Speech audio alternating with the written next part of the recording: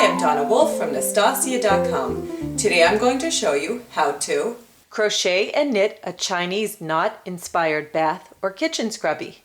You can find the written pattern on my website, Naztazia.com. For my scrubbies, I used 100% cotton yarn in several colors. We will also be using 2 strands of yarn held together at once. If you crochet, use an H size or 5mm hook. And for knitting, you can use needles that are size 10.5. For the crochet version of the scrubby, start off with 2 strands of yarn held together. You'll need to know how to make chains and single crochets for this project. If you need help with the basics, please see my beginner YouTube videos. After the slip knot, chain 51.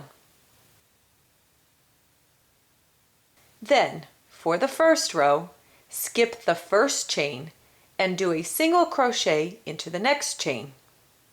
Continue across with single crochets for a total of 50 on that row. Repeat this 50 single crochets across for a total of 6 rows. If you want to change colors every 2 rows like I did, proceed to make the last stitch in the second row. Grab 2 strands of another color of yarn. Wrap this yarn around your hook, then pull this new yellow color through the 2 loops already on your hook to complete the stitch. Then, with the new yarn strand, chain 1 and turn your work. Skip that first chain and proceed to single crochet as normal across the row. We will weave in those ends later. After you have finished your 6 rows of 50 single crochet stitches, your work should look something like this. Folding it is a bit complicated. Be sure to use the pause and rewind buttons several times if you need for this next part. First, we're going to fold the strip almost as if we were making an awareness ribbon. Now, take the back end strip and insert it into the top hole formed by the awareness ribbon. Push it straight down through. Now, grab those 2 short ends and pivot them slightly so that the yellow part matches the yellow part, the orange with the orange part, and the green with the green part. Thread a yarn needle and proceed to stitch these 2 pieces together. Your stitches do not need to be perfect since this seam will be hidden inside one of the scrubby's loops. Once you get to the end, reach inside and weave in the ends.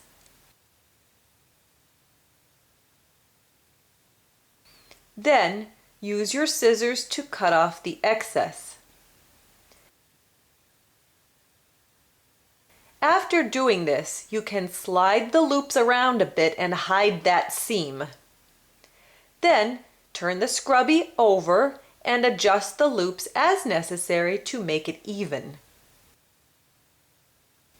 You can see what it looks like on both sides now. Next, for the knitted version, you can use whatever cast-on method you prefer and cast on 50 stitches holding 2 strands of yarn together.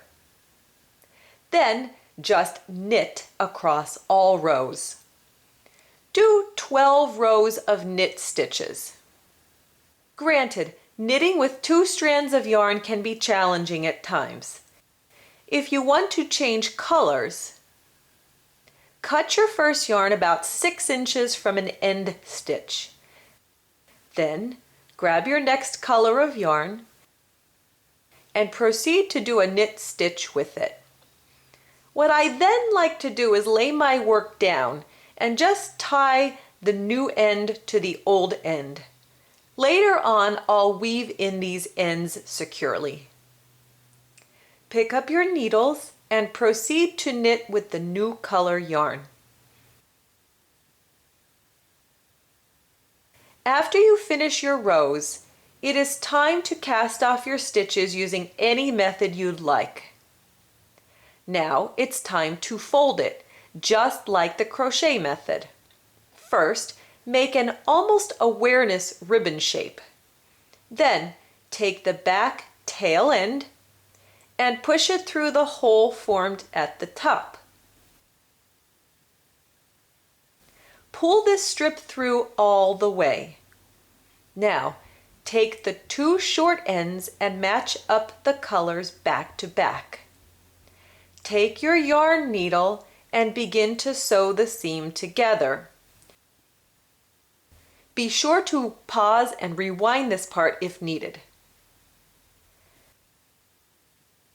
This does not need to be perfect since this will be hidden. Then turn the scrubby over and weave in the ends securely. Cut your yarn, then turn over the scrubby and adjust the loops to hide that seam. And here is your finished knitted scrubby. You can see what it looks like on both the front and back. I hope this video has helped you. Please subscribe to my YouTube channel and visit my website at Naztazia.com for more tips and tricks on creative, self-sufficient living.